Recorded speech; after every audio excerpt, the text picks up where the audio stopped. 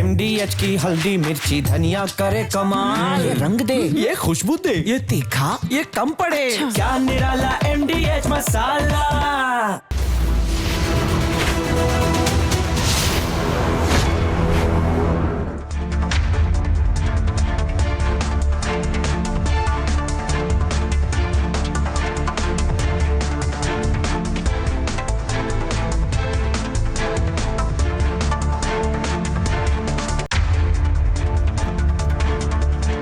नमस्कार, बहुत स्वागत है आपका। आप देख रहे हैं देश का नंबर 1 न्यूज शो, ये भारत की बात है।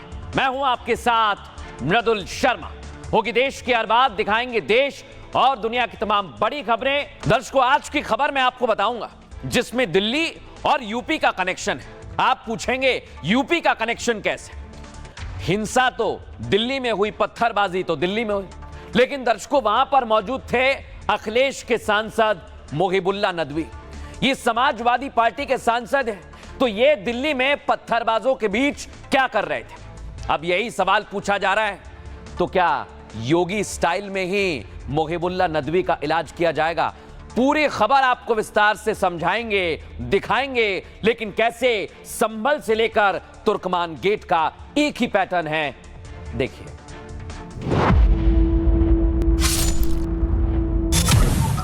सर हटो।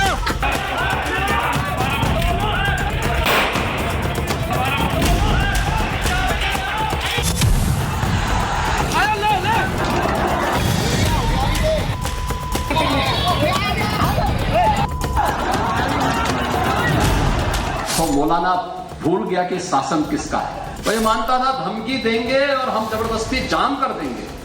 हमने कहा जाम नहीं होगा, कर्फ्यू भी नहीं लगेगा, लेकिन कर्फ्यू का सबक तुम्हें ऐसा सिखा देंगे कि तुम्हारी आने वाली पीढ़ी दंगा करना भूल जाएगी। अरे भाइयों, घर पे बैठने से कुछ नहीं होगा। घर से निकलो, दरगाह पे जाए के बाहर आओ, पूरी रात काली करो, मस्जिद को कुछ होने नहीं देना है।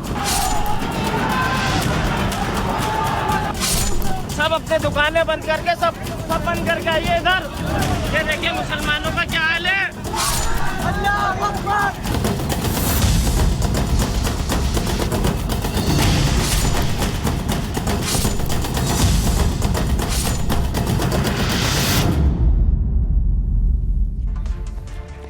अब दर्शकों, मैं आपको बताऊंगा ये एक ही पैटर्न कैसे। सबसे पहले आपको दो तस्वीर दिखाता हूं, इसे आप समझिए। ये देखिए, संभल में हिंसा हुई नवंबर 2024 में। अफवाह थी कि यहां पर सर्वे किया जा रहा है मस्जिद के अंदर, और यहां क्या हुआ दर्शकों? ठीक वैसे ही दिल्ली में अफवाह फैलाई गई कि मस्जिद को बुलडोजर से तोड़ा जा रहा है, और उसके बाद क्या हुआ देखिए आप जरा। हंगामा और पत्थरबाजी। जवाब नहीं। हाँ भाई नहीं, जिरारी है।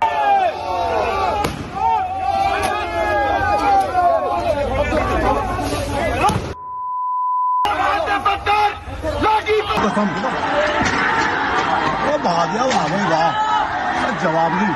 हाँ भाई नहीं, जिरारी है। लेकिन दर्शकों, सवाल ये कि दिल्ली में मास्टरमाइंड कौन है उसकी बात करूंगा, लेकिन पहले आप देखिए, संभल में थे बर्क, सपा के सांसद, और दिल्ली में ये नदवी दिख रहे हैं आपको, मोहिबुल्ला नदवी है। आप देखिए, ये पत्थरबाजों के बीच क्या कर रहे हैं भाई? आज समाजवादी पार्टी से यही सवाल कि अखिलेश के सांसद दिल्ली में पत्थरबाजों के बीच क्या कर रहे हैं?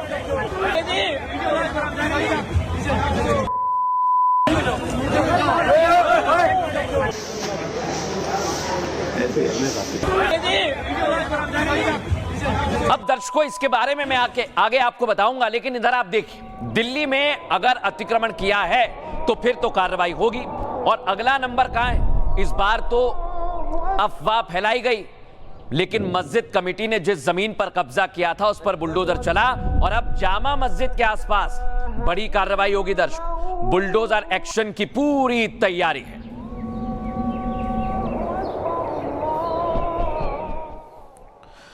अब दर्शकों, मैं आपको बताता हूं, ये आप देख रहे हैं, ये वो लोग हैं जिन्होंने YouTube पर अफवाह फैलाई।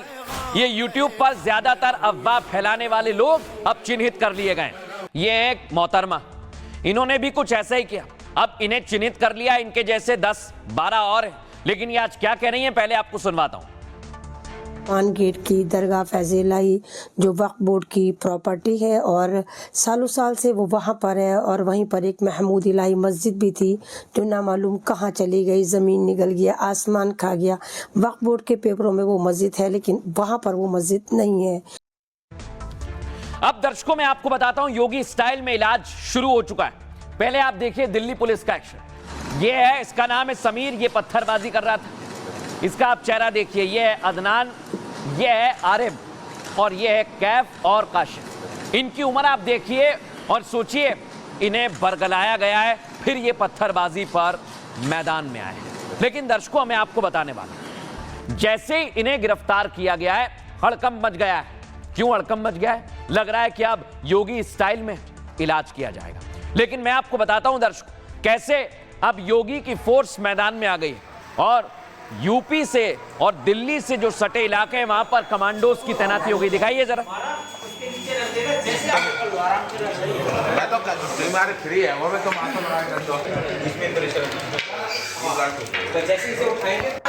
ये मथुरा की तस्वीर हम आपको दिखा रहे हैं जहां पर एनएसजी के कमांडोज हैं, यानी कोई गड़बड़ी नहीं हो सकती, पहले यूपी में तैयारी है। और अब मैं आपको बताता हूं दर्शकों, राउंड 2 यानी दिल्ली में अगर आपने अतिक्रमण किया है तो जैसा यूपी में कार्रवाई होती है वैसा ही किया जाएगा। ये दिल्ली के प्रशासन ने साफ कर दिया। तुर्कमान गेट के पास फैज़लाई मस्जिद के पास जो अवैध कंस्ट्रक्शन है, जो बचे हुए हिस्से, वहां पर इस वक्त बुलडोजर एक्शन लिया जा रहा है। यहां पर एक तरफ जांच पड़ताल का दौर चल रहा है पत्थरबाजी में जो लोग शामिल हैं, दूसरी तरफ जो बचे हुए हिस्से हैं वहां पर यह एक्शन लिया जा रहा है। पूरी रात काली करो, मस्जिद को कुछ होने नहीं देना है। कितने और उनकी गर्मी को शांत करने के लिए हमें डेंटिंग पेंटिंग का सहारा लेना पड़ता है। संभल से 150 किलोमीटर दूर दिल्ली का तुर्कमान गेट, जहां जिहादियों ने पूरी रात पत्थरबाजी की, हिंदुओं के मोहल्ले में गाड़ियों को निशाना बनाया, चुन चुन कर पुलिस वालों पर हमला किया, ठीक संभल पैटर्न पर। वहां दंगे का कनेक्शन सपा सांसद बर्क से था और दिल्ली में ठीक उसी तरह सपा सांसद मोहिबुल्लाह नदवी का नाम सामने आया है।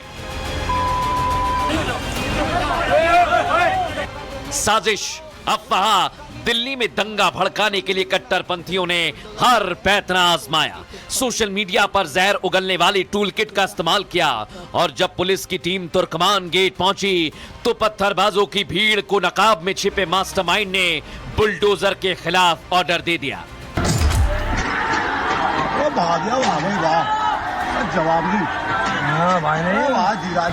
लेकिन दंगाई भूल गए संभल में योगी ने दंगाइयों को कैसे ठीक किया, बरेली में मौलाना तौकीर की कैसे डेंटिंग पेंटिंग हुई। अब योगी का वही फॉर्मूला दिल्ली में लागू हो चुका है। अब बारी जामा मस्जिद की है, वहां भी बुलडोजर चलने वाला है। अब दर्शकों चिन्हित तो कर लिया गया है, लेकिन आज सवाल पूछा जा रहा है कि जहां जहां दंगे, जहां जहां पत्थरबाजी, वहां वहां सपा के सांसद। ये देखिए आप दोनों सांसद खड़े। दिल्ली में मस्जिद के नाम पर साजिशन अफवाह फैलाई गई। जिस तरह यूपी के संभल में पत्थरबाजों को बर्क साहब ने इकट्ठा किया था, ठीक उसी तरह एसपी सांसद पर दिल्ली में हिंसा भड़काने का आरोप लगा है। बीजेपी ने कहा हिंसा दंगा फैलाने की रणनीति समाजवादी पार्टी की पुरानी पहचान है। दिल्ली के तुर्कमान गेट पर हुई पत्थरबाजी कोई अचानक हुई घटना नहीं है, बल्कि सुनियोजित साजिश थी। सपा के सांसद ये आपको दिख रहे हैं, इनका नाम है मोहिबुल्लाह नदवी, इसमें हाथ बताया जा रहा है इनका। और बीजेपी के इस आरोप के बाद नदवी दिल्ली पुलिस की रडार पर आ गए हैं। दिल्ली पुलिस भी मान रही है कि हिंसा के वक्त नदवी घटनास्थल पर मौजूद थे। कहने के बावजूद नदवी वहां से हटे नहीं और आसपास मौजूद रहे। अब दिल्ली पुलिस ने पत्थरबाजी में शामिल 50 लोगों की पहचान कर ली और दिल्ली पुलिस की अलग अलग टीमें आरोपियों को गिरफ्तार कर रही हैं। तो वहीं दिल्ली हिंसा के बाद यूपी पुलिस भी एक्टिव है। दर्शकों देख रहे हैं आप इधर, कल जुमे की नमाज को लेकर योगी फोर्स हाई अलर्ट पर है, क्योंकि हिंसा बहुत बड़ी साजिश है। भड़काऊ बयानबाजी रुकी नहीं है। सपा के नेता एसटी हसन ने तो पत्थरबाजी को जायज बता दिया है। उन्होंने कहा ऐसी कार्रवाई होगी तो एक्शन का रिएक्शन होगा। सोचिए आप, साथ ही कहा कि कब तक लोग बर्दाश्त करेंगे, कब तक मस्जिदें गिराई जाएंगी। यानी यहां पर भी वो अफवाह फैला रहे हैं। ना कोई मस्जिद गिरी, लेकिन एसटी हसन कह रहे हैं कि कब तक बर्दाश्त करें, एक्शन का रिएक्शन होगा। सुनिए जरा। अतिक्रमण के नाम के ऊपर उत्पीड़न जो किया जा रहा है, तो आदमी कब तक आंदोलन नहीं करेगा। अगर यूनिवर्सल हो, एक सी कार्रवाई हो हर जगह, तो आदमी को सब्र आ जाता है। लेकिन जब एक सी कार्रवाई नहीं होती है, और खासतौर से धार्मिक स्थलों के ऊपर अगर इस तरह की कार्रवाइयां होती हैं जो लोगों की भावनाओं से भी जुड़े होते हैं और लोगों की आस्थाओं से भी जुड़े होते हैं, अगर इस तरह की कार्रवाई होगी तो एक्शन का रिएक्शन तो हो गई। अब दर्शकों मैं आपको बताने वाला हूं, ये जो साजिश है इसमें समाजवादी पार्टी का हाथ हो सकता है, ऐसी आशंका जताई जा रही है। लेकिन अब ये तस्वीर आप देखिए, दिल्ली के दंगाई कैद हो गए। मैं आपको बताता हूं, ये कैमरा लगा है बॉडी कैम, जो पुलिस वाले इस्तेमाल करते हैं, और उसमें दिल्ली के दंगाई कैद हुए हैं। सुनिए जरा वहां पर क्या हो रहा है।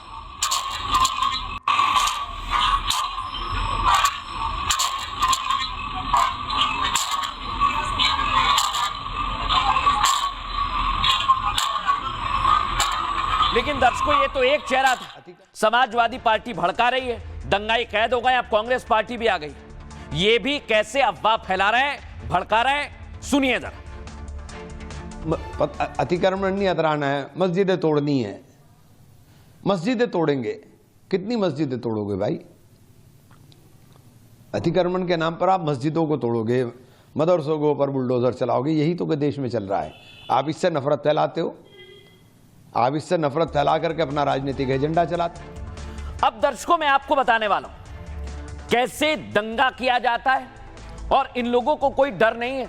उसका सबूत यह है, देखिए, ये दिल्ली दंगा जो 2020 में हुआ था वही है। फुल फ्रेम ना करिएगा, देखिए आप इन लोगों को। ये लोग माला पहनाकर स्वागत कर रहे हैं। किनका स्वागत कर रहे हैं? जिन्होंने दंगा किया या करवाया, इन पर आरोप लगाए दर्शकों ऐसे, और ये कई दिनों तक जेल में रहे। देखिए कैसे जरा इनको फूल माला से स्वागत करके स्वागत किया जा रहा है इन लोगों का, दिखाइए।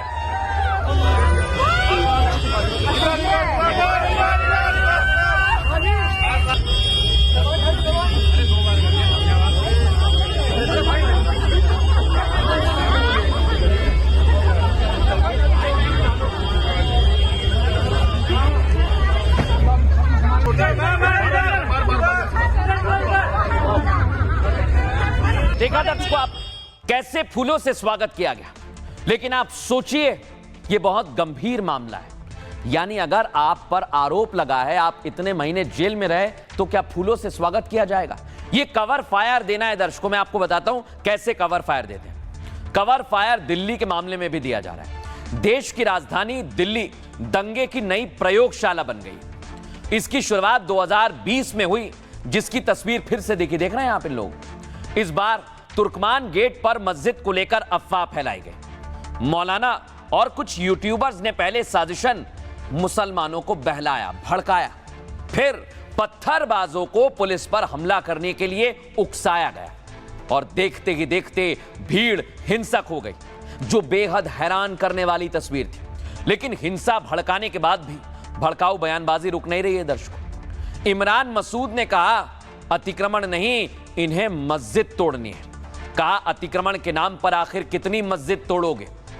तो ओवैसी भी एमसीडी की बुलडोजर कार्रवाई के विरोध में आ गए, दिख रहे हैं आपको। ओवैसी ने कहा फैज़े इलाही मस्जिद के पास वक्फ की जमीन है। कुछ इसी तरह अरशद मदनी भी मुसलमानों को भड़का चुके हैं, यानी कवर फायर दे चुके हैं। लेकिन मुसलमानों को भड़काने वाले मौलाना दंगाइयों पर चुप हैं। 2020 के दिल्ली दंगा केस में 5 आरोपी, देख रहे हैं आप, ये तिहाड़ जेल से बाहर आए। इस दौरान गुलफिशा के जेल से छूटने पर भव्य स्वागत हुआ, फूल बरसा दिए। जेल के बाहर दंगा आरोपी गुलफिशा का फूल मालाओं से स्वागत किया गया। ऐसे में दंगा आरोपियों के ग्रैंड वेलकम पर सवाल उठ रहे हैं। यह क्यों किया जा रहा है? पूछा जा रहा है क्या गुलफिशा फातिमा देश के लिए कोई गोल्ड मेडल लेकर आई हैं? बताइए आप, यहां पर फूलों से स्वागत किया जा रहा है। अगर आप इतने दिन जेल में रहे, आप पर आरोप लगा, तो सवाल आप पर उठेगा। लेकिन कैसे कवर फायर दिया जा रहा है, ओवैसी क्या कह रहे हैं, सुनवाता हूं आपको। ये नुकसान वक्फ की जायदाद पर हुआ, वहां मस्जिद को भी माना गया कि थोड़ा बहुत नुकसान हुआ, नहीं मालूम, लोग बोल रहे हैं, मगर ये सरासर गलत हुआ है। इसीलिए उम्मीद करते हैं कि दिल्ली वक्फ बोर्ड और वहां की मैनेजमेंट कमेटी फौरन सुप्रीम कोर्ट को जाए और जाकर ये तमाम हकीकत सुप्रीम कोर्ट को बताए और स्टेटस को ले वहां पर। पूरी घटना पूरी तरीके से ये सरकार जानबूझकर इस तरह की कार्रवाई कर रही है, और जो आज सालों से रह रहा अतिक्रमण ही किया हो, क्योंकि इस देश में इतनी बड़ी संख्या है, अगर कहीं पर भी है उसको समय देना चाहिए। आप उसको समय देकर बैठ के बातचीत करके उसका रास्ता निकालिए, आप फिर उस पर आप तोड़फोड़ कर सकते हैं। आपने समय नहीं दिया और रातों रात आप बुलडोजर लेके जा रहे हैं, तोड़ रहे हैं, तो सभी को उसका रिएक्शन होगा। देखिए दर्शकों, अगर गलती हो गई है तो मान लेना चाहिए। ऐसी ही तस्वीर आपको मैं दिखाता हूं उत्तर प्रदेश की, जहां पर गलती से अवैध निर्माण किया गया, वो मस्जिद हो चाहे मदरसा हो, वहां पर बुलडोजर एक्शन चल रहा है, लेकिन कोई कुछ नहीं कर रहा है। उसका कारण मैं आपको बताता हूं, योगी आदित्यनाथ, उन्होंने कानून का पालन करने की बात कही है और कहा है कि एक्शन लिया जाएगा। ये उन दंगाइयों को भी सुन लेना चाहिए जो प्लानिंग कर रहे हैं, जो साजिश कर रहे हैं। सुनिए जरा योगी आदित्यनाथ ने क्या कहा था। शाहीन बाग की घटना और शाहीन बाग की घटना के बाद जिस प्रकार से इस दिल्ली को दंगों की आग में झोंकने का काम इन्होंने किया था, ये किसी से छुपा हुआ नहीं है। और इसीलिए तो बहन और भाइयों, इंडी गठबंधन इस समय घबराया हुआ है, तो यूपी के बुलडोजर से घबराया हुआ है। इनको मालूम है कि इन दंगाइयों का उपचार उत्तर प्रदेश के पास है, और उत्तर प्रदेश का बुलडोजर जब इन माफिया और दंगाइयों के ऊपर चढ़ता, इनकी छाती को रौंदते हुए आगे बढ़ता है, तो बहन और भाइयों, उत्तर प्रदेश में 7 वर्ष से कोई दंगा नहीं हुआ। अब दर्शकों मैं आपको बताता हूं, ये जो बुलडोजर कार्रवाई है, ये तो कई शहरों में चल रही है, कई राज्यों में चल रही है, वहां तो कुछ नहीं हो रहा है। ये देखिए, उसका उदाहरण आप देखिए उत्तराखंड, यहां पर भी अवैध मजार पर बुलडोजर एक्शन चालू है। अगली तस्वीर दिखाइए जरा। अगली तस्वीर है दर्शकों असम की। ये देखिए, असम में भी बुलडोजर गरज रहा है, लेकिन वहां पर भी कोई पत्थरबाजी नहीं हो रही, कोई दंगा नहीं हो रहा। अब आ जाइए दर्शकों दिल्ली में। दिल्ली में भी दावा किया जा रहा है कि जहां जहां अतिक्रमण है, वहां पर बुलडोजर चलने वाला है। और पहले से ही बता दें दर्शकों, पहले से ही बता दें कि अवैध निर्माण पर बुलडोजर चलेगा। अगर फिर से ऐसी घटना हुई तो दिल्ली पुलिस पूरी तरह से तैयार है। अब मैं आपको बताता हूं दर्शकों, दिल्ली में अभी हाल ही में तुर्कमान गेट के पास बुलडोजर चला, लेकिन अब खबर है दिल्ली की जामा मस्जिद के पास बुलडोजर एक्शन की तैयारी है। यह एक्शन कैसे हो रहा है, आइए जरा आपको विस्तार से बताता हूं। योगी का बुलडोजर अखिल भारतीय अभियान बन गया है, ऐसा लग रहा है। जहां भी अतिक्रमण है उसे बुलडोजर से जमींदोज किया जा रहा है। ऐसे में तुर्कमान गेट के बाद क्या शाही जामा मस्जिद की बारी है, क्योंकि दिल्ली हाई कोर्ट ने एमसीडी को सर्वे का आदेश दिया है। कोर्ट ने जामा मस्जिद के पास अतिक्रमण को लेकर चिंता जाहिर की है। कोर्ट ने कहा पहले सर्वे करें और फिर अतिक्रमण पर एक्शन लें, यानी अगर सर्वे में कोई अवैध निर्माण या अतिक्रमण मिलता है तो फिर कानून के मुताबिक तुरंत कार्रवाई की जाए, ऐसा कहा गया। याचिका में मांग की गई थी कि अवैध निर्माण को हटाया जाए, साथ ही मस्जिद परिसर में व्यावसायिक गतिविधियों पर रोक लगे, क्योंकि आम लोगों को इस अतिक्रमण से काफी दिक्कत हो रही है। और इसी याचिका पर सुनवाई के दौरान कोर्ट ने बड़ा फैसला किया है दर्शकों। अब शाही जामा मस्जिद के पास, यह आप देख रहे हैं, एमसीडी की टीम सर्वे करेगी, जिसके बाद अवैध निर्माण और अतिक्रमण पर बुलडोजर चल सकता है। खबर यही है दर्शकों, इसकी पूरी तैयारी कर ली है। अब हम आपको दिखाते हैं जामा मस्जिद का वो इलाका कैसा है। हमारी ग्राउंड रिपोर्ट देखिए। दिल्ली के तुर्कमान गेट के पास अवैध अतिक्रमण को हटाने को लेकर हुए बवाल के बीच अब शाही जामा मस्जिद के पास अवैध अतिक्रमण जितने हैं उन्हें हटाने को लेकर हाईकोर्ट ने आदेश दिया है। हाईकोर्ट ने आदेश दिया है कि 2 महीने के अंदर एमसीडी इस एरिया के आसपास, मस्जिद के आसपास जितने भी इलाके हैं उसे सर्वे करके बताए कि कहाँ कहाँ अतिक्रमण हुआ है। मैं इस वक्त खड़ा हूँ जामा मस्जिद की ओर जो जाने वाला इलाका है। आप इधर देख सकते हैं, ये लाल किला है और लाल किला के ठीक सामने जब आप आते हैं जामा मस्जिद की ओर तो आपको ये दिखेगा अतिक्रमण, जो इंक्रोचमेंट है, जिसे लेकर वीडियो फुटेज भी हाईकोर्ट में मुहैया कराया गया है।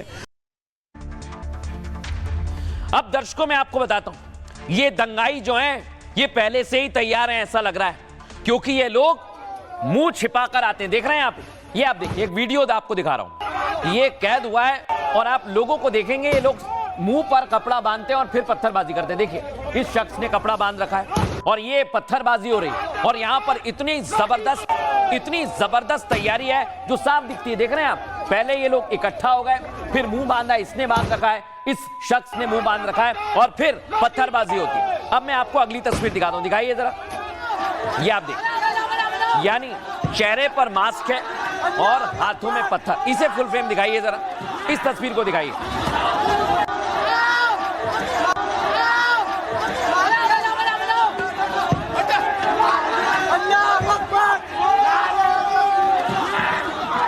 अब दर्शकों ये तस्वीर आप देखिए, पहले से पत्थर लेकर इकट्ठा थे, यानी ये पत्थर अगर जुटाए गए हैं तो आप समझिए इनकी पहले से तैयारी है। और जामा मस्जिद पर एक्शन अगर होगा तो वहां पर भी पुलिस को अलर्ट रहना होगा। लेकिन आज आपको बताता हूं दर्शकों, कैसे इस पूरी घटना को लेकर आज भी कई लोग हैं जो कवर फायर दे रहे हैं। ये कवर फायर वाले मौलाना क्या कह रहे हैं, कैसे डिफेंड कर रहे हैं, जरा आपको वो सुनवाता हूं।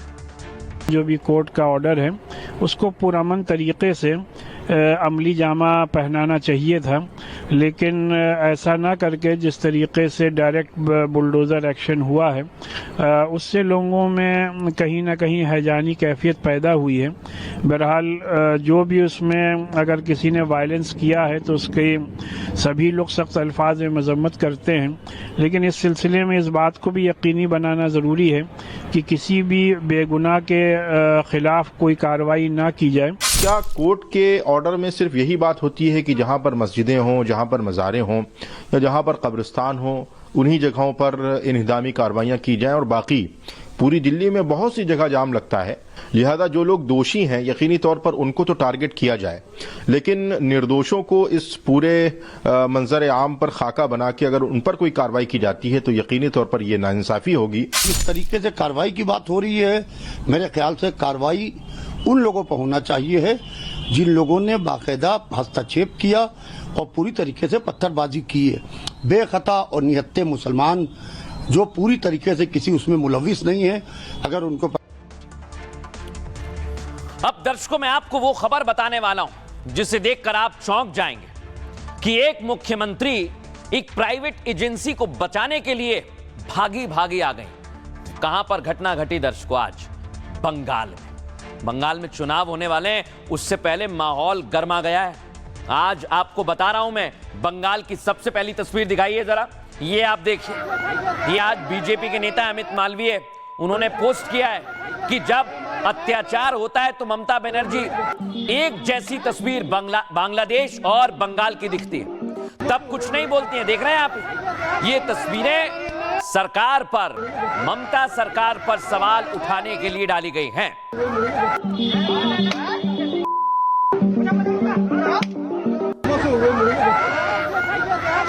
यानी जब हिंदुओं पर हमला होता है बंगाल में तो कुछ नहीं बोलती हैं, जब बांग्लादेश में हिंदुओं पर लाठियां बरसाई जाती हैं तो ममता दीदी कुछ नहीं बोलती।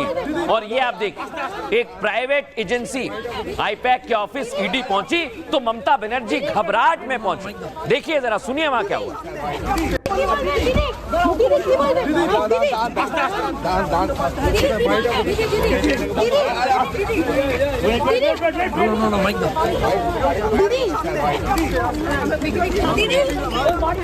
दीदी की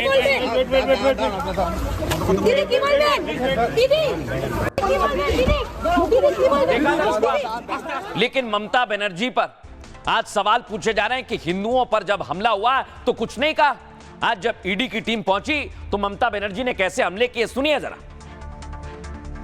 चुनाव का स्ट्रैटेजी पूरा छीन के लिया, एक क्राइम है। अगर आप हमारे साथ लड़ने नहीं सकते हैं तो अब क्यों हम बंगाल में आते हैं? I am sorry mister Amit Shah and mister prime minister, please control your home minister. मुख्यमंत्री क्यों पहुंची, सवाल ये। ईडी के छापे के विरोध में ममता बनर्जी पहुंची, वहां पर फाइल छीनने लगे। सोचिए आप, एक मुख्यमंत्री को क्या मतलब है। पहले आप देखिए वहां कितना हंगामा हुआ, सुनवाइए।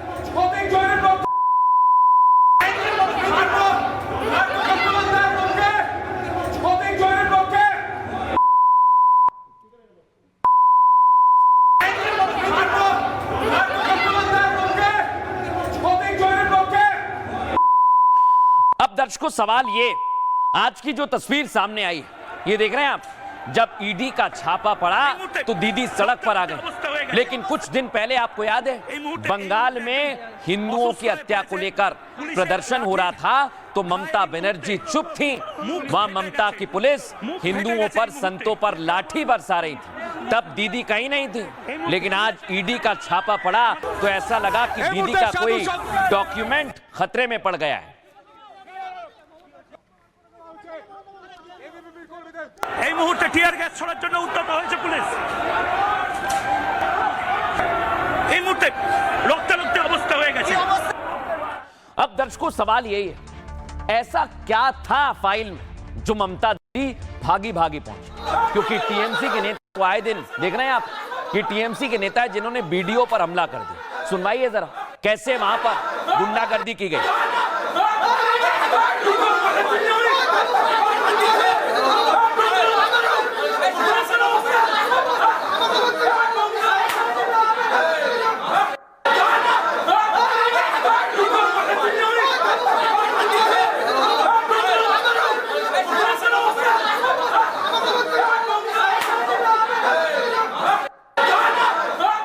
अब दीदी कह रही हैं कि वो हमारे डॉक्यूमेंट थे जिसे ईडी ले जा रही थी और वो बड़े गुप्त डॉक्यूमेंट थे। लेकिन दर्शकों बंगाल की कुछ तस्वीरें पहले आप देखिए, आशा बहनें अड़ी हुई हैं, प्रदर्शन हो रहा है, ममता बनर्जी को लेकर सवाल उठाए जा रहे हैं, उनके प्रशासन पर सवाल उठ रहे हैं। क्या यही कारण है ममता बनर्जी परेशान है? सुनिए जरा वहां कैसा हंगामा हुआ।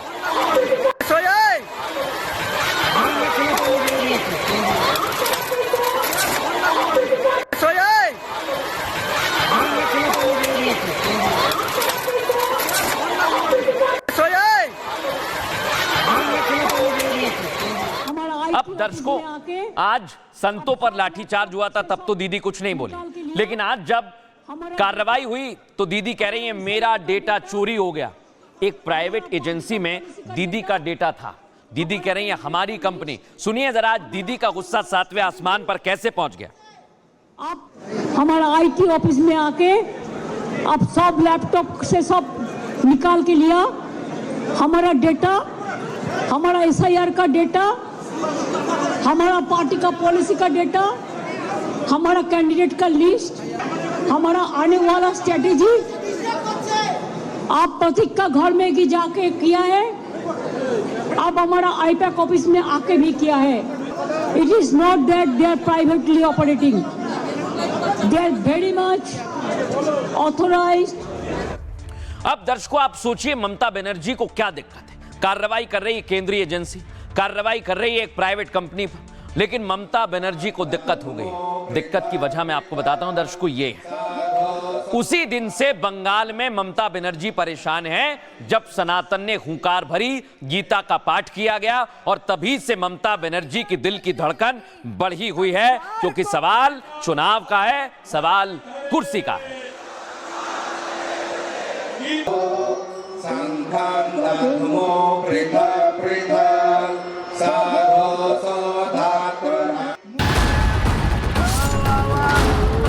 मुझे पूरा भरोसा है कि 2026 में बंगाल में 2/3 बहुमत के साथ भारतीय जनता पार्टी की सरकार बनेगी। ये बंगाल की जनता तय कर कर बैठी। पश्चिम बंगाल के पागलों और हिंदुओं, यदि तुम एकता करोगे तो भारत हिंदू राष्ट्र होकर के रहेगा।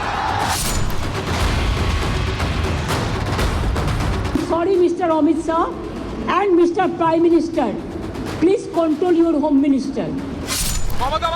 बंगाल को बनाना रिपब्लिक बनाने पर आमादा ममता बनर्जी ने आज तो हद ही पार कर दी। पहले ईडी से सबूत छीने, फिर देश के गृह मंत्री को अपशब्द। आखिर ममता दीदी की मंशा क्या है?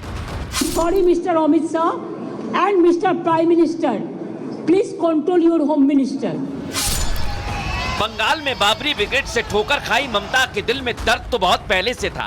हुमायूं की बेवफाई ने वोट पर चोट की तो दीदी ने कोलकाता में संतों पर खुन्नस निकाली, लेकिन संतों का स्टाफ ईडी बनकर लगेगा ये कोई नहीं जानता था। सनातनी हिंदू संतों के ऊपर लाठी बरसाया जा रहा है। आप लोग देखिए, ये बंगाल है, यूनिस और वर्तमान शासक में कोई अंतर नहीं है। बंगाल को बांग्लादेश बनता देख जिन ममता की जुबान से कभी एक शब्द नहीं निकला, जिन ममता के राज में हिंदू मंदिरों पर हमले होते रहे, जिस बंगाल में अवैध बांग्लादेशी कॉलोनी बनता देख ममता चुप रही, आज एक प्राइवेट कंपनी पर छापे से बिलबिला क्यों गई? ममता बनर्जी रेड के वक्त में जिस तरह से वो प्रतीक जैन के घर में गई, बाद में सेक्टर 5 के दफ्तर में गई, वो एक प्राइवेट कंपनी का ऑफिस है, प्राइवेट पर्सन है। आप कोई जांच सरकारी काम काज में आप मुदाखलत नहीं कर सकते, गैर कानूनी है। जाहिर सी बात है, सारा खेल सत्ता का है, कुर्सी का है, लेकिन सत्ता के लिए क्या संवैधानिक संस्थाओं पर हमले होंगे? क्या ईडी के अफसरों पर एफआईआर होगी? और क्या ये केंद्र और राज्य के बीच टकराव की जानबूझकर रखी गई नींव नहीं है? अब दर्शकों मैं आपको बताऊंगा इसके पीछे की वजह क्या है। आखिर क्यों ममता बनर्जी आग बबूला हुई, ये विवाद क्यों हुआ, आइए जरा आपको विस्तार से बताता हूं। पश्चिम बंगाल में चुनाव से पहले सियासी पारा हाई है, देख रहे हैं आप इधर, कुछ ऐसा ही हुआ है दर्शक। बाबरी ब्रिगेड के बाद अब ईडी ने ममता की टेंशन बढ़ा दी। ईडी ने पॉलिटिकल कंसल्टेंसी आईपैक के दफ्तर पर छापा मारा और ईडी ने कोलकाता में 6 और दिल्ली में 4 ठिकाने पर छापेमारी की। लेकिन बवाल तब हो गया जब खुद ममता बनर्जी छापे वाली जगह पहुंच गई। देख रहे हैं आप, दरअसल ये कार्रवाई मनी लॉन्ड्रिंग, कोयला घोटाला की जांच से जुड़ी हुई थी। जांच के दौरान ईडी ने दस्तावेज और डिजिटल डेटा खंगालने शुरू किए। इसी बीच ममता बनर्जी पहुंच गई दर्शकों, लाव लश्कर के साथ, देख रहे हैं आप, और कार्रवाई पर सवाल उठा दिए। आरोप तो यह भी है कि ममता आईपैक कंपनी से जुड़े सबूत अपने साथ ले गई, जो इस हरी कलर की, ग्रीन कलर की फाइल में है। ममता ने आईपैक को फाउंडर प्रतीक को फोन किया और लैपटॉप भी लिया। सूत्र हमारे बता रहे हैं, हालांकि ममता ने इस कार्रवाई को चुनावी कार्रवाई बताते हुए बवाल काटा। ममता ने कहा ईडी टीएमसी के चुनावी दस्तावेज चुराने की कोशिश कर रही है। उन्होंने खुलेआम कहा कि ईडी बीजेपी के इशारे पर काम कर रही है। ममता फाइल और हार्ड डिस्क लेकर बाहर आई और मीडिया को दिखाया। इस घटना के बाद टीएमसी समर्थक कोलकाता में सड़कों पर उतर आए। एक तरफ टीएमसी का प्रदर्शन, दूसरी तरफ पुलिस ने ईडी पर एफआईआर दर्ज कर दी। सोचिए आप, एक केंद्रीय एजेंसी पर, जिसके बाद सवाल उठे, क्या बंगाल में ममता के आगे एजेंसी की नहीं चलती है? क्या पश्चिम बंगाल में भारत के कानून लागू नहीं होते? क्या ममता को ईडी के काम में बाधा डालने और सबूत ले जाने का हक है? ये सवाल पूछा जा रहा है दर्शक। और ममता बनर्जी पर भी सवाल हैं कि ऐसी क्या जरूरत थी जो ममता बनर्जी को खुद आना पड़ा। सुनिए ममता बनर्जी ने क्या आरोप लगाए। अगर आप हमारे साथ लड़ने नहीं सकते हैं तो अब क्यों हम बंगाल में आते हैं? आप हिम्मत से काम लो। आप एजेंसी लगा के हमारा पेपर लूट करते हैं, करते लूट, बोलते झूठ। हमारा पेपर लूट करते हैं, हमारा स्ट्रैटेजी लूट करते हैं, हमारा डेटा लूट करते हैं। क्या है आप लोगों के लिए भविष्य? इससे और भी खराब होगा। जितना भी सीट आपको मिलना चाहिए था, इससे तो अब जीरो में आ जाएगा। I am sorry mister Amit Shah and mister prime minister, please control your home minister. अब दर्शकों, दावा तो यह किया जा रहा है कि ईडी के पास कुछ बहुत ही महत्वपूर्ण डॉक्यूमेंट्स थे जिन्हें ममता बनर्जी अपने साथ ले गई। लेकिन ये सबूत देखिए, ईडी का भी विरोध किया जा रहा है। यानी अब टीएमसी को क्या डर लग रहा है? और अगर डर नहीं लग रहा है तो फिर एजेंसी का विरोध क्यों? एजेंसी को अपना काम करने दें।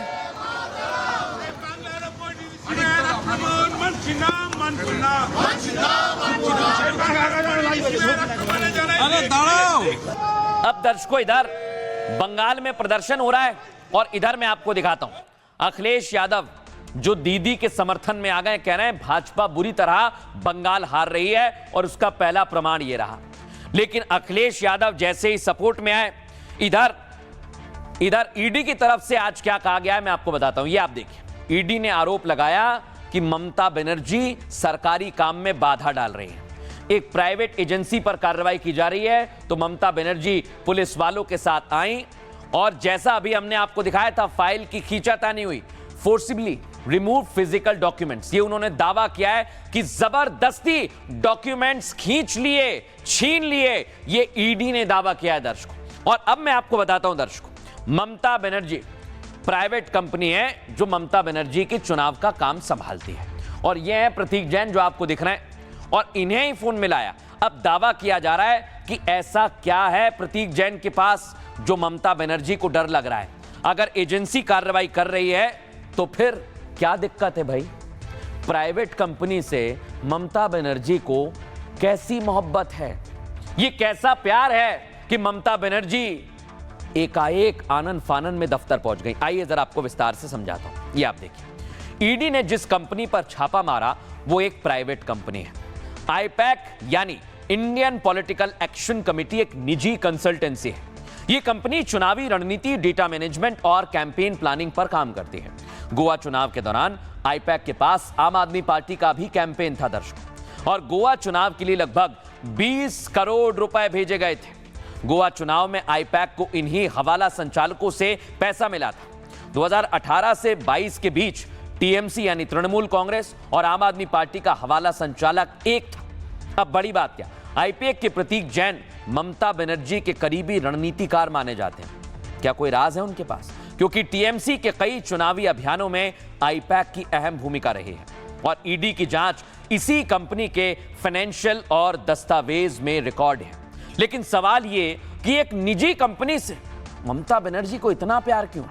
दरअसल इसी कंपनी ने 2026 में टीएमसी का चुनाव प्लान बनाया है, यानी आईपैक के पास टीएमसी के स्ट्रेटेजी, कैंडिडेट्स के लिस्ट और डेटा सब कुछ है। ममता आरोप लगा रही है कि ईडी पार्टी की चुनावी रणनीति और डेटा को निशाना बना रही थी, जो इस हरी कलर की फाइल में है। सवाल ये उठता है, क्या निजी कंपनी के लिए मुख्यमंत्री केंद्रीय एजेंसी की जांच को रोक सकती है? कानूनन किसी को भी केंद्रीय एजेंसी के काम में दखल का अधिकार नहीं है। लेकिन विपक्ष का कहना है ममता आईपैक को बचाने के लिए खुलकर सामने आई है। ईडी स्पष्ट कर चुकी है कार्रवाई राजनीति नहीं बल्कि जांच का अहम हिस्सा है। लिहाजा ये विवाद निजी कंपनी और सत्ता के रिश्तों पर सवाल खड़े करता है कि ममता बनर्जी का आखिर रिश्ता क्या है, और इसे ही लेकर देश भर में भूचाल आ गया है। सियासी नेता क्या कह रहे हैं, सुनिए जरा। ममता बनर्जी रेड के वक्त में जिस तरह से वो प्रतीक जैन के घर में गई, बाद में सेक्टर 5 के दफ्तर में गई, वो एक प्राइवेट कंपनी का ऑफिस है, प्राइवेट पर्सन है, लेकिन प्रतीक जैन के यहाँ पे वो पहुंच गई। क्यों? तो जो काला धन का मामला है, जो चुनावी घपले का मामला है, ये तमाम दस्तावेज उसके पास रखा है। आप कोई जांच, सरकारी काम काज में आप मुदाखलत नहीं कर सकते, गैर कानूनी है। चलिए मैं थोड़ी देर के लिए मान लेता हूं दर्शकों कि ईडी से ममता बनर्जी की बनती नहीं है, लेकिन ममता बनर्जी की किसी भी केंद्रीय एजेंसी से नहीं बनती है। और इधर तो सीबीआई से भी पंगा हो गया था उनका, याद है ना आप? ये देखिए वो तस्वीर आपको दिखा रहा हूं। यानी सीबीआई भी ठीक काम नहीं कर रही है, ईडी भी ठीक काम नहीं कर रही है, और इधर ममता बनर्जी बीएसएफ से भी चिढ़ जाती हैं। आप सोचिए, border security force, Mamata Banerjee को उनका भी वहां पर आना पसंद नहीं है, और चुनाव आयोग पर तो ममता बनर्जी लगातार सवाल उठाती रहती है।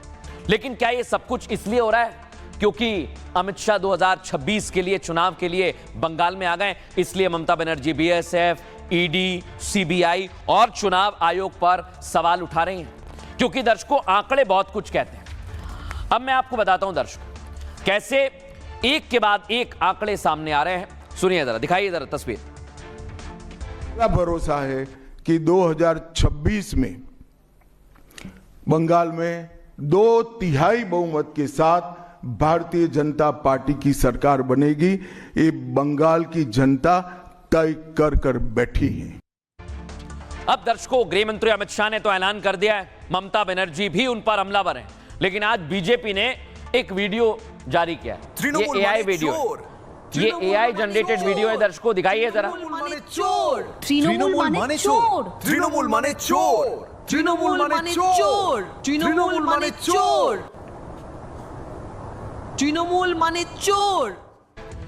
ये बीजेपी ने जारी किया एआई वीडियो है जिसमें टीएमसी का फुल फॉर्म बताया गया है।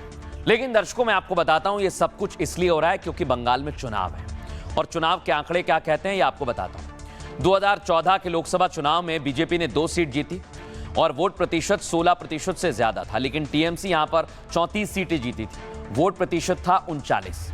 इसके बाद फिर विधानसभा चुनाव हुए 2016 में बंगाल में, बीजेपी ने मात्र 3 सीटें जीती और वोट प्रतिशत रहा 10.10 और टीएमसी यहां 211 सीट जीती। 2019 के लोकसभा चुनाव में बीजेपी 18 सीट जीती और वोट प्रतिशत रहा 40, लेकिन टीएमसी ने यहां पर बाजी मारी और 22 सीट जीती। वोट परसेंटेज बढ़ा जरूर बीजेपी का, लेकिन बाजी टीएमसी ने मारी। इसके बाद 2021 के विधानसभा चुनाव में बीजेपी 3 से पहुंची 77 पर और वोट प्रतिशत 10 से उठकर पहुंच गया 37.97 और इधर टीएमसी का वोट भी बढ़ा, सीट भी बढ़ी। लेकिन अब सवाल ये, इस बार के विधानसभा चुनाव में क्या होगा, क्योंकि लोकसभा में बीजेपी के पास 12 आई थी और वोट प्रतिशत 40 के आसपास था और टीएमसी ने 29 सीट जीती थी, वोट प्रतिशत 46.20% था। अगर ऐसी स्थितियां बनी तो गेम खराब हो सकता है, बंगाल में खेला हो सकता है। सुनिए जरा। ऐसे वाकयात, ऐसा मैं कहूंगा दृश्य हिंदी फिल्म में भी आपने नहीं देखा होगा कि कहीं सीबीआई या ईडी की रेड चल रही हो और स्वयं मुख्यमंत्री वॉक्स इन, खुद मुख्यमंत्री अंदर आती है और आके एविडेंस लेके चली जाती है। ये दिखाता है कि ममता हैज लॉट टू हाइड। तो ममता जी चुने हुए लोगों के लिए दौड़ते हैं। ये ईडी सीबीआई, इनके खिलाफ सबसे ज्यादा शिकायत हम लोग लगाते हैं। जब कांग्रेस पार्टी के खिलाफ और दूसरी जगह जब ईडी सीबीआई की बेजा इस्तेमाल हो रही है तो ममता बनर्जी चुप्पी साधी रहे थे। तो ममता बनर्जी चुने हुए लोगों के लिए दौड़ते हैं। ये ईडी सीबीआई, इनके खिलाफ सबसे ज्यादा शिकायत हम लोग लगाते हैं। जब कांग्रेस पार्टी के खिलाफ और दूसरी जगह जब ईडी सीबीआई की बेजा इस्तेमाल हो रही है तो ममता बनर्जी चुप्पी साधी रहे थे।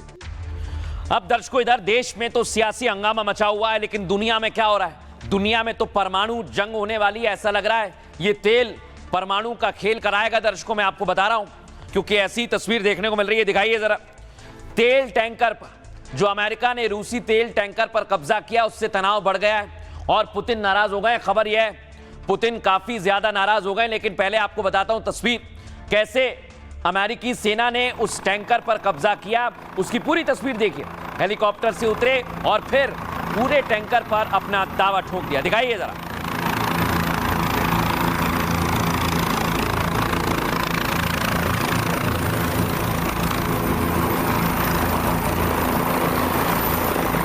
क्या आप देख रहे हैं अमेरिकी सैनिक है दर्शक। लेकिन अब मैं आपको एक और तस्वीर बताता हूं। अगर ऐसा हुआ है तो क्या वाकई डोनाल्ड ट्रंप व्लादिमीर पुतिन को उकसा रहे हैं? रूसी टैंकर पर कब्जा करके क्या वो माहौल को खराब कर रहे हैं? और अगर माहौल खराब हुआ तो फिर दिक्कत होगी दर्शकों। वो मैं क्यों कह रहा हूं, देख रहे हैं आप, उत्तरी सागर से बाल्टिक तक तनाव बढ़ेगा और ब्लैक सी में भी पुतिन की नजर है। यानी अमेरिकी शिप्स पर, अमेरिकी टैंकर पर अब पुतिन की निगाहें हैं। और ये निगाहें ऐसी हैं कि पुतिन के करीबी पुतिन से कह रहे हैं कि मौका ठीक है जो अमेरिका ने किया है, अब तो परमाणु छोड़ देना चाहिए, टॉर्पीडो से हमला होना चाहिए, 4 से 5 अमेरिकी शिप को डूबे देना चाहिए। ये कह रहे हैं पुतिन के करीबी दर्शकों जो आपको दिख रहे हैं। क्या वाकई डोनाल्ड ट्रंप पर बड़ा एक्शन हो सकता है? यानी अमेरिका पर पुतिन की तरफ से बड़ा एक्शन हो सकता है? और अगर हुआ तो दर्शकों दुनिया भर में परमाणु खतरा हो सकता है, क्योंकि रूस के पास परमाणु है और पुतिन के करीबी कह रहे हैं कि टॉर्पीडो से हमला कर देना चाहिए।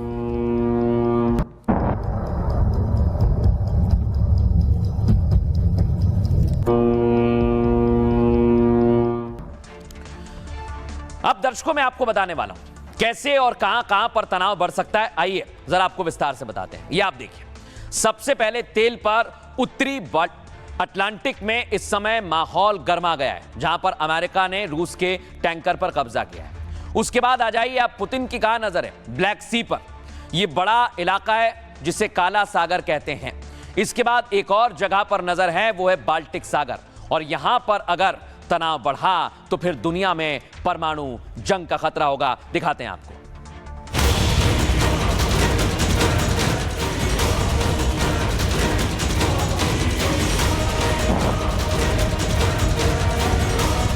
अमेरिकी सैनिक ने जब से रूसी तेल टैंकर को जब्त किया है, अमेरिका के इस एक्शन ने पुतिन का पारा गरमा दिया है। पुतिन के करीबी परमाणु हमले की धमकी दे रहे हैं, सीधे कह रहे हैं टॉर्पीडो से अमेरिकी टैंकों को उड़ा दो। रूस की सेना ब्लैक सी से लेकर बाल्टिक सागर तक अमेरिकी तेल टैंकर पर नजर रख रही है। संदेश साफ है, पुतिन भी अमेरिकी टैंकरों पर कब्जा करके ट्रंप को जोरदार जवाब देने की तैयारी में है। लेकिन तेल के खेल ने अमेरिका और रूस जैसी परमाणु ताकतों के बीच तनाव चरम पर पहुंचा दिया है। सवाल यह है, क्या दुनिया पर परमाणु जंग का खतरा मंडरा रहा है? अब दर्शकों मैं आपको बताने वाला हूं, अमेरिका जो हरकत कर रहा है, डोनाल्ड ट्रंप जो कर रहे हैं, वो परमाणु जंग को न्योता दे रहे हैं। ऐसा मैं क्यों कह रहा हूं, आइए जरा आपको बताते हैं। इसे जूम आउट करिए। अमेरिकी नेवी ने रूसी तेल टैंकर पर कब्जा कर लिया है। अमेरिकी सेना ने, आपको बताएं, मोरिनेरा टैंकर को जब्त कर लिया है और इस घटना पर रूस ने कड़ी प्रतिक्रिया दी है। रूस ने इसे समुद्री कानून का उल्लंघन करार दिया है। रूस के एक बड़े अधिकारी ने परमाणु हमले की धमकी दी है। पुतिन के करीबी समर्थक एलेक्सी जोआरलेन ने कहा है, वेनेजुएला के राष्ट्रपति मदुरो को गिरफ्तार करने के बाद अमेरिका उत्साहित है और हमें अब जवाब देना होगा। टॉर्पीडो से हमला करें और कुछ अमेरिकी नाव को डुबो दें। रूसी अधिकारी ने टैंकर जब्त करने और समुद्री डकैती बताया है इसे। कहा कि टैंकर पर रूस का राष्ट्रीय झंडा लगा हुआ था, जो आप देख रहे हैं। टैंकर को जब्त करना रूसी क्षेत्र पर हमले जैसा है। रूस को मजबूती और तेजी से जवाब देना होगा। हमारा मिलिट्री सिद्धांत ऐसे हमले के जवाब में न्यूक्लियर हथियारों के इस्तेमाल की बात करता है। रूसी टैंकर को जब्त करने पर अमेरिका ने बयान दिया। अमेरिका के रक्षा मंत्री पीट हेक्सेथ ने कहा, वेनेजुएला पर तेल पर नाकेबंदी पूरी तरह से लागू है। हम वेनेजुएला से किसी और को तेल नहीं लेने देंगे। अमेरिकी सेना इसके लिए पूरी तरह से तैयार है और सुरक्षा सुनिश्चित कर रही है। लेकिन आपको बताते हैं दर्शकों, इसे लेकर फॉरेन एक्सपर्ट क्या कह रहे हैं, सुनिए जरा। के ऊपर रूस का ध्वज हो, लेकिन ये तेल रूस के लिए नहीं है। रूस तो खुद बहुत बड़ा एक्सपोर्टर ऑफ ऑयल है, वो क्यों वेनेजुएला का ऑयल लेगा? पहली चीज तो ये है।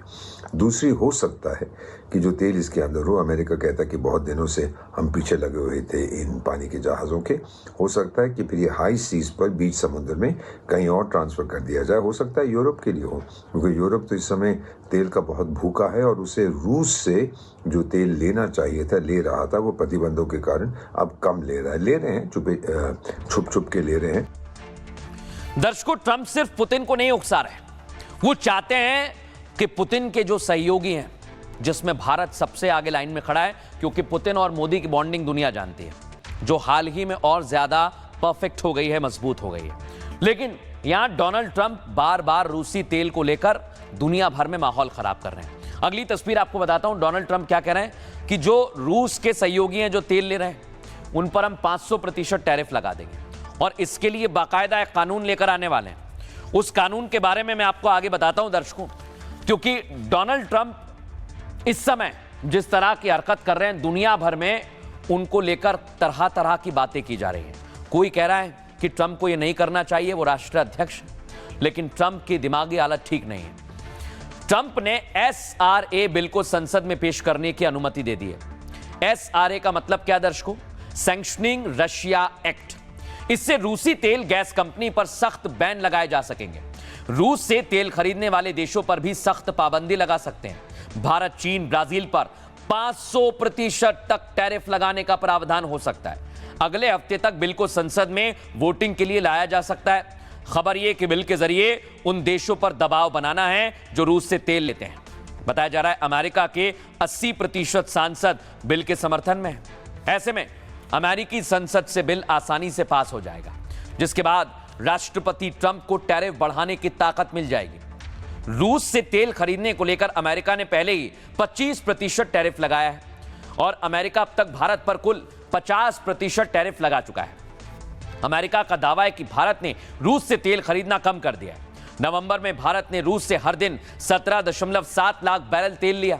दिसंबर में यह घटकर 12 लाख बैरल प्रतिदिन हो गया।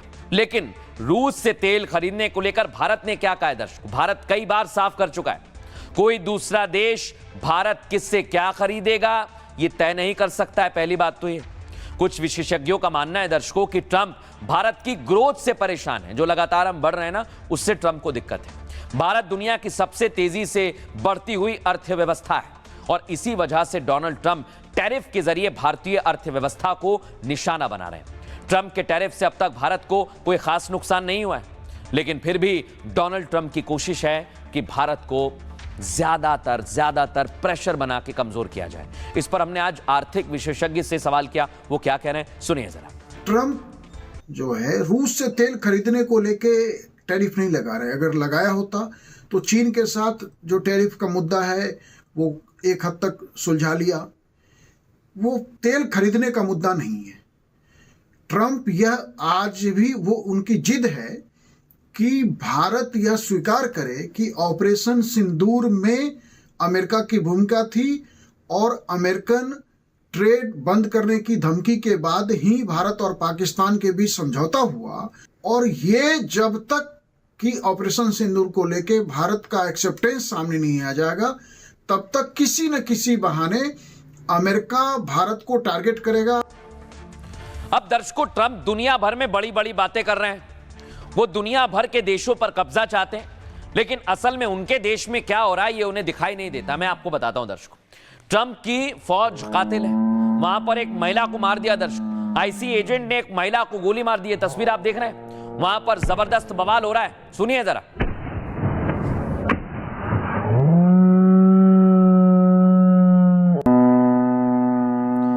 अब दर्शकों मैं आपको बताता हूं, इसको लेकर विरोध भी हो रहा है। कार सवार महिला की मौके पर मौत हो गई। ट्रंप की फोर्स ने जैसे ही गोली मारी, महिला की जान चली गई। वहां पर लोगों ने काफी इसके बाद विरोध भी जताया है। You're killing my neighbors. You're stealing my neighbors. What the? Can I go check a poll? No. Back up. Get it. Just give us a second. We have medics on scene. We have our own medics. Where are they? IC के जो force से देख रहे हैं आप, एक महिला को कैसे पकड़ रहे हैं, दिखाइए जरा कैसे महिला को काबू में कर रहे हैं। I haven't said anything. So you got her, man. Hey. Back up. All right. I want you to let me go. That's cool. You can record. Just back up. Thank you. I will if you let me go. देखा आपने कैसे महिला पर attack किया गया, उसे पकड़ा गया। अब मैं आपको दिखाता हूं दर्शकों, ये नहीं, ट्रंप की फोर्स कैसे स्प्रे मार रही है। देख रहे हैं लोगों पर, जो प्रदर्शन कर रहे हैं उस पर स्प्रे छिड़का जा रहा है। दिखाइए जरा। Murder someone. You're murderer. You back to where you came from.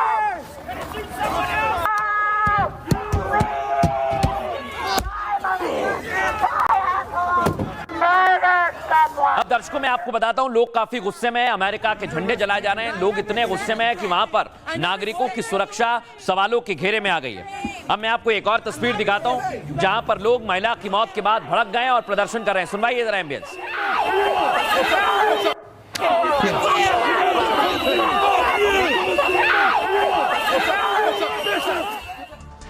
दुनिया के दादा ट्रंप बन रहे हैं, लेकिन इस समय उनके घर में ही उनका विरोध हो रहा है उनकी नीतियों की वजह से।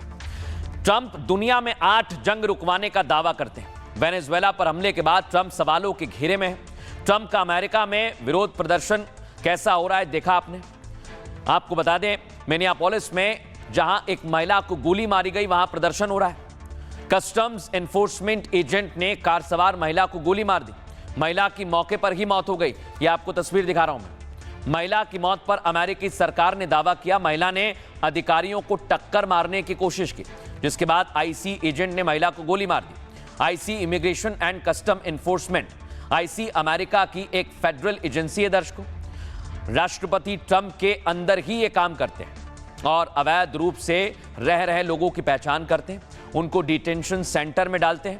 और आपको बताएं, मिनियापोलिस में महिला की मौत के बाद लोगों में काफी गुस्सा है। लोग अमेरिकी पुलिस के साथ भिड़ गए। लोगों ने अमेरिकी झंडा तक जला दिया। इतना ही नहीं, ट्रंप ने एनफोर्समेंट अधिकारियों का बचाव किया है और मिनेसोटा के मेयर ने ट्रंप के दावे को खारिज भी कर दिया। कहा, इमिग्रेशन एजेंट शहर में अराजकता फैला रहे हैं। हम मांग करते हैं कि ऐसे एजेंट तुरंत हमारे राज्य से निकल जाएं। अब कैसे हंगामा हो रहा है, मिनेसोटा के मेयर खुद ट्रंप पर सवाल उठा रहे हैं, सुनिए जरा। To ICE, we do not want you here. Your stated reason for being in this city is to create some kind of safety, and you are doing exactly the opposite. They are already trying to spin this as an action of self-defense. Having seen the video of myself, I want to tell everybody directly, that is bullshit. This was an agent recklessly using power that resulted in somebody dying, getting killed. अब दर्शकों खबरों में आगे बढ़ेंगे। आज दो राज्यों से सियासत को जबरदस्त कैसे अलग अलग तरह से मोड़ा जा रहा है, वैसी खबरें सामने आई है। पहली आई है दर्शकों महाराष्ट्र से, जहां चुनाव चल रहे हैं शहर की सरकार के, वहां पूरी की पूरी कांग्रेस पार्टी बीजेपी में शामिल हो गई है। आपको बताऊंगा उसके बारे में। और इधर यूपी में एसआईआर को लेकर खेला हो गया। लेकिन पहले आप देखिए, एकनाथ शिंदे का रोड शो हो रहा है। एकनाथ शिंदे की पार्टी कई जगह सबसे बड़ी पार्टी बनी है, लेकिन एकनाथ शिंदे की पार्टी के सामने बीजेपी की तैयारी है। आपको बताता हूं दर्शकों, आज बीजेपी ने बीएमसी के लिए अन्नामलई को भी वहां मैदान में उतार दिया। देख रहे हैं आप, अन्नामलई बीएमसी के लिए चुनाव कैंपेन कर रहे हैं, यानी नेताओं को भी अब वहां पर मैदान में उतारा गया। अब आ जाइए, एक और तस्वीर दिखाते हैं आपको। आदित्य ठाकरे भी चुनाव मैदान में आ गए, क्योंकि ठाकरे दोनों भाई उद्धव ठाकरे, राज ठाकरे बीएमसी के लिए एक साथ आ गए। अब दर्शकों इधर क्या हो रहा है, कांग्रेस पार्षदों ने बगावत कर दी है महाराष्ट्र में। खबर यह है कि पूरे के पूरे कांग्रेस पार्टी के सिंबल से जीते हुए पार्षद बीजेपी में शामिल हो गए। देख रहे हैं आप, इनकी संख्या दर्जन भरे दर्शक, यानी कांग्रेस में बगावत हो गई है, खेला हो गया है महाराष्ट्र।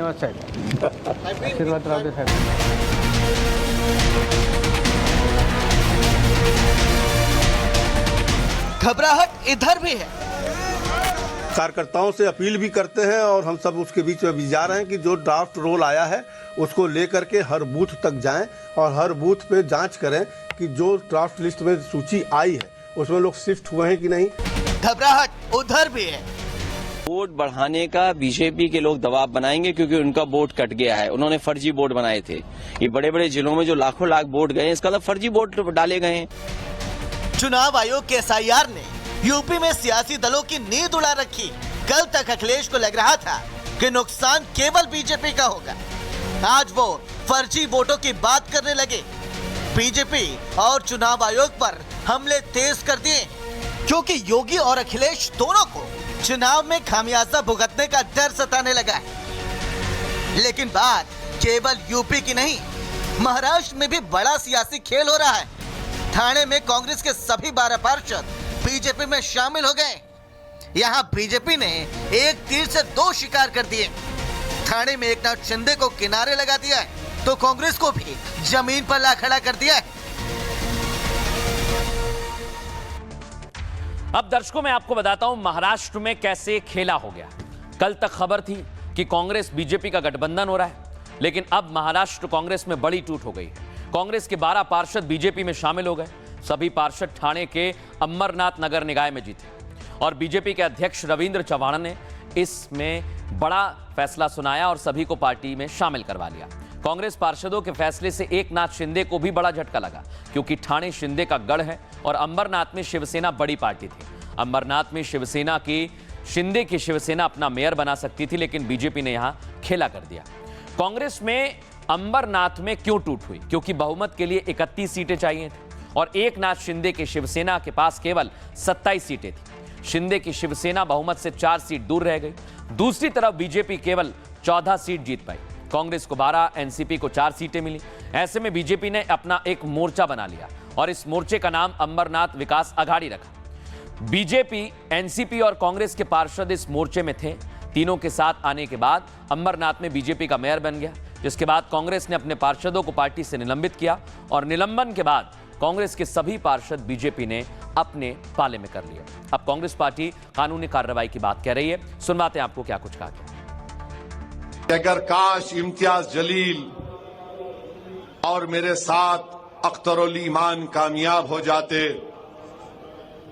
तो दिल्ली में लोकसभा में नरेंद्र मोदी वक्फ की तरमीमी कानून का बिल नहीं ला सकते थे। लोगों को इतना मालूम है कि उनका शहर अगर सुरक्षित रखना हो, उनका शहर का अगर विकास करना हो, तो भारतीय जनता पार्टी और हमारे महायुति के सिवाय दूसरा कुछ पर्याय नहीं, ऑप्शन नहीं। ये मुंबई शहर जो है पोल्यूशन का हब बना हुआ है देश का, लोगों की जान जा रही है, आप उसकी बात नहीं करते, आप अपनी जान छुड़ा रहे हैं और बात कर रहे हैं यहाँ वहाँ की। मुंबई शहर में कांग्रेस को सिर्फ मुद्दों पे बात करनी है, बाकी कोई मुद्दे पे यहाँ वहाँ बात करने की इच्छा नहीं है। और मुझे यकीन है कि वर्ली की जनता उभाटा से परिवर्तन चाहते हैं, शिंदे साहब के नेतृत्व में वोट देना चाहते हैं, शिंदे साहब में उनको विश्वास है। अब दर्शकों मैं आपको बताता हूं, इधर महाराष्ट्र में शहर के चुनाव में खेला हो रहा है, उधर यूपी में एसआईआर को लेकर बवाल हो रहा है। एसआईआर में 2 करोड़ से ज्यादा वोटर्स कट गए। अगली तस्वीर दिखाइए। इसको लेकर अखिलेश यादव, योगी आदित्यनाथ दोनों तरफ से, यानी बीजेपी, समाजवादी पार्टी, दोनों तरफ से बयान आ रहे हैं और दोनों अलग अलग तरह की इसमें बात कर रहे हैं दर्शकों। लेकिन आपको बताता हूं दर्शकों कि आखिर उत्तर प्रदेश में हुआ क्या। एसआईआर ने सियासी दलों की नींद उड़ा दी है। एसआईआर को लेकर सबसे ज्यादा चिंता उत्तर प्रदेश में है, जहां 2 करोड़ 86 लाख वोटर के नाम कट गए हैं। इनमें 2 करोड़ 17 लाख शिफ्ट हुए हैं, 46 लाख मृत हैं और 25 लाख 47 हजार मतदाताओं के पास डुप्लीकेट कार्ड मिले। चिंता यह है कि सबसे ज्यादा असर 114 सीटों पर पड़ेगा, जहां 2022 के चुनाव में 10,000 से कम जीत मिली थी।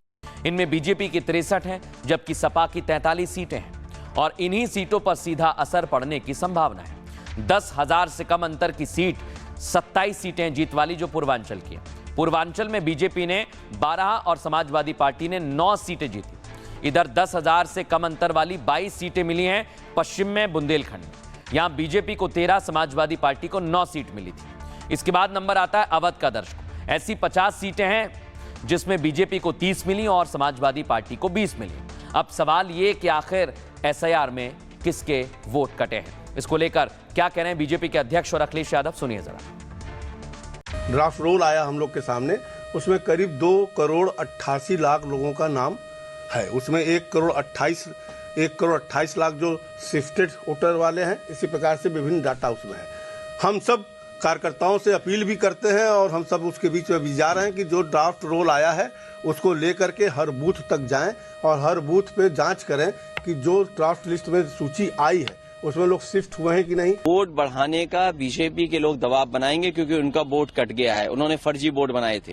ये बड़े बड़े जिलों में जो लाखों लाख वोट गए, इसका मतलब फर्जी वोट डाले गए हैं और ये सबसे ज्यादा वोट बीजेपी के बूथों पे निकले हैं। आज एसआईआर से बीजेपी परेशान है और इसीलिए गुपचुप बैठक कर रहे हैं। खबर है सूत्रों से, इसका मतलब है मुख्यमंत्री खुद निर्देश दे रहे हैं कि वोट बढ़ाओ। इन्होंने 1 करोड़ वोट अपना बढ़वाया है, 1 करोड़ वोट बढ़वाया है, क्योंकि 4 करोड़ उन्होंने कहा था कि 4 करोड़ वोट कट गए।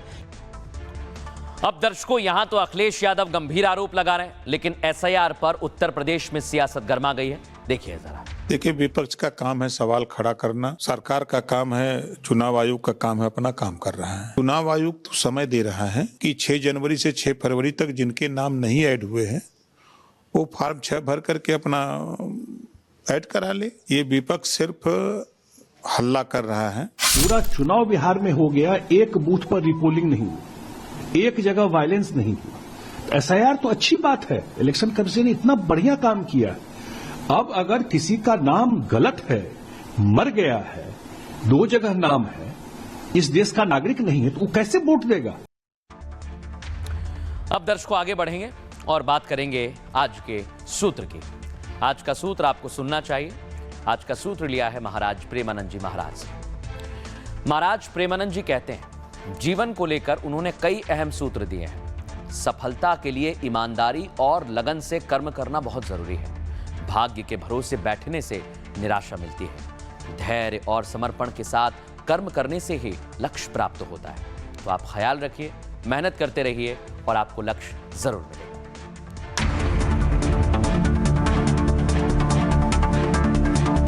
सोचिए, एक फैमिली फंक्शन चल रहा है और 1x ज़ूम पर आप कैप्चर करते हैं पूरी गैदरिंग, डेकोर, लाइट्स, लोग और सेलिब्रेशन का मूड। थोड़ी दूर खड़े अपनों पर 3.5x ज़ूम करते ही मिलती है क्लियर एक्सप्रेशंस और कैंडिड स्माइल्स। और जब स्टेज पर हो कोई स्पेशल मोमेंट, 10x ज़ूम के साथ सभी डिटेल्स का कोई कॉम्प्रोमाइज नहीं होता। चाहे दूर हो या पास, Realme 16 Pro सीरीज के जूम इंश्योर करते हैं कि आपका हर मोमेंट का हिस्सा बने बिना जगह बदले। Realme 16 Pro series, perfect at every zoom.